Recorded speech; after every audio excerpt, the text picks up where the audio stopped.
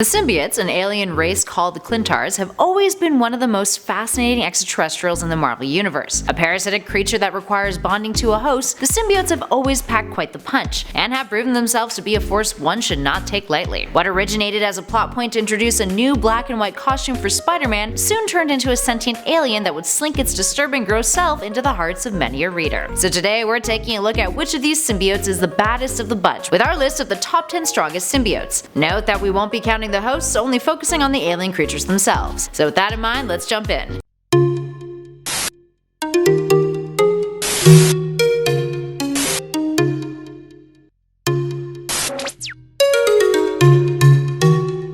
And at number 10, Venom. While Venom may be the most iconic symbiote and the first to make an appearance in the Marvel Universe, he's actually the weakest of the symbiotes. This is because he's the first of the bloodline. The offspring of a symbiote is much stronger than its parent, and since Venom was the first on Earth, all of the offspring symbiotes born from him are exponentially more powerful than he is. Each generation of symbiote is innately more powerful than its predecessor. That being said, it does come down to a matter of how you use it. Eddie Brock has always had a proficient amount of control over the Venom symbiote, and the other hosts that have worn Venom in the past, from Flash Thompson to Mac Gargan to Peter Parker himself, have all exhibited differences in the symbiote's functionality that are unique. Venom first hit the scene in The Amazing Spider-Man issue 252 back in 1984, first appearing as an alien costume that bonded with Peter Parker during Secret Wars. It wasn't until The Amazing Spider-Man issue 300, 4 years later, that Venom would take shape as Venom, and not just a parasitic symbiote. It bonded with Eddie Brock, who at the time wanted revenge against Peter Parker for ruining his journalism career. Up next, number 9, Mania/Maniac. The Mania symbiote first appeared in Venom Volume 1, Issue 1 in 2003. It was cloned from a piece of Venom that was obtained by the Ararat Corporation, with the goal of using it to exterminate all life on Earth. Mania was a bit of a weirdo. It refused to bond with hosts, and instead would just brutally murder them, just for the fun of it. At one point it bonded with a prison inmate named Eric Moody, and then jumped ship to an elderly mental patient named Alphonse Poigna. Moody managed to fight off Mania, but only for it to bond with Alphonse and then mock Moody about getting raped in prison after seeing his memories of the event, and then Mania raped and murdered Moody. So yeah, not the kindest symbiote on the block, clearly. It would later become Maniac, bonding with Lee Price, who had previously bonded with Venom. Price renamed Mania as Maniac after Price had ambushed the original host and badly injured her with a sonic cannon and flamethrowers, taking the symbiote for himself. Apparently Price is permanently bonded with Mania, using his immense willpower to remain bonded to the symbiote at all times. Up next, number 8, Scream. In 1993, a Venom story arc came out called Lethal Protector.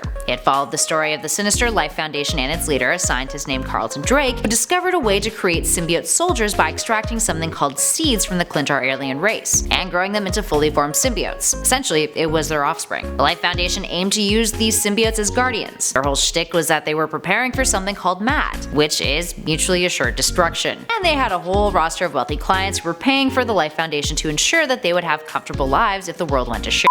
Once Drake had kidnapped Eddie Brock and managed to forcibly extract these 5 seeds from Venom, he was able to bond the offspring with members of the Foundation's security force, one of which was named Donna Diego, who became the Yellow and Red Scream. She eventually was defeated by Eddie Brock and killed, but her siblings would outlive her and cause Brock a whole lot of trouble down the line. Speaking of, in at number 7, Riot. Riot has been getting a lot more attention these days, thanks to his upcoming cinematic debut in the Sony Venom film, starring Tom Hardy as Eddie Brock. Now Riot is one of Scream's siblings. It bonded with Trevor Cole, a particularly aggressive and unhinged mercenary working as part of the Life Foundation security team. Riot is known for being the largest symbiote of the 5, and often uses very aggressive and violent tactics in combat. He often created large bludgeoning weapons from his arms, along the lines of hammers or maces, and tended to be considered the strongest out of the group, although his exact strength level was never really elaborated on. After he and his siblings were defeated by Eddie Brock, they were all shipped off to the Vault, a prison for superhuman criminals that had a wing specifically for extraterrestrial threats. There he was experimented on, pretty cruelly, and then in the Planet of the Symbiotes story arc in 1995, Venom, in an attempt to subdue an invasion of symbiotes, let out a powerful telekinetic scream that caused them so much pain that they all committed suicide, actually a thing, which then affected Riot and his siblings. Which leads us to our next number.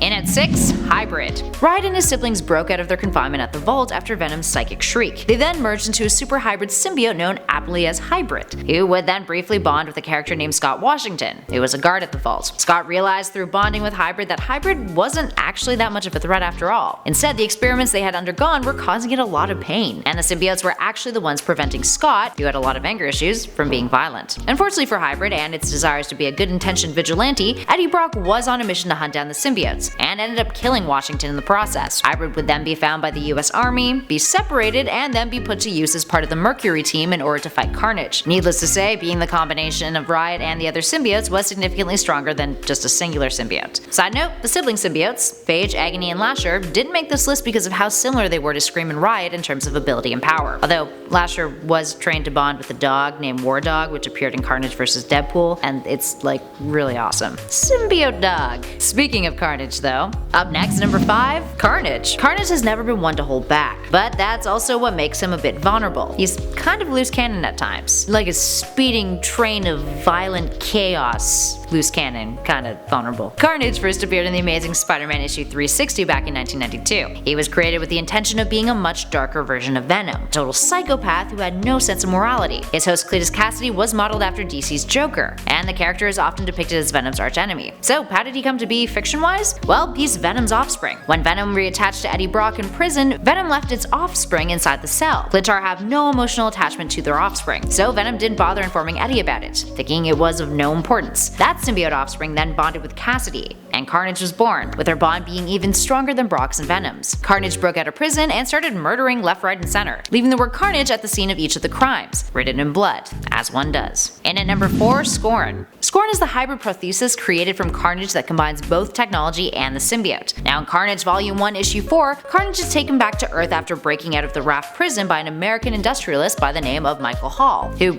then locks up Cletus Cassidy and uses the symbiote to create new suits of armor. Carnage breaks out of its containment, bonds with a psychiatrist named Tanis Knives, but then things get a little weird. Carnage leaves his own offspring within Knives' prosthetic arm. Knives is horrified by this, cuts her arm off, but then later would rebond with it, becoming Scorn. Scorn is essentially a techno-hybrid, a machine symbiote who is able to fuse itself with different kinds of technology and mechanical weapons, which most definitely came in handy, no pun intended. And at number 3, Anti-Venom. Anti-Venom first debuted in the 2008 story arc New Ways to Die in the Amazing Spider-Man 569. Now at the time, Eddie Brock was not bonded with Venom. He had cancer, and he got a job at a soup kitchen. His boss, a man named Martin Lee, aka Mr. Negative, had a healing touch, which then cured Brock of his cancer. So when Venom came along and tried to rebond with him, Brock's skin became caustic to Venom, causing him to be enveloped in a new white symbiote created from the remnants of Venom, which then merged with his white blood cells that were charged thanks to Mr. Negative. Anti-Venom's got a slew of standout abilities. When Brock was the host, he was immune to fire, heat, and sound-based attacks. Anti-Venom also has a neat little nifty healing ability. He produces antibodies that can cure things like diseases, radioactivity, parasites, and the effects of drugs. Whenever he's around Spider-Man, he cancels out Spidey's powers. Now that being said, Anti-Venom does come with his own unique weaknesses too. Concentrations of Norman Osborn's super venom via Freak's DNA makes it incredibly vulnerable, and if touched by Mr. Negative, his healing abilities can become void. Brock would later sacrifice the symbiote to cure people from the Spider Island virus though. Moving on to number 2,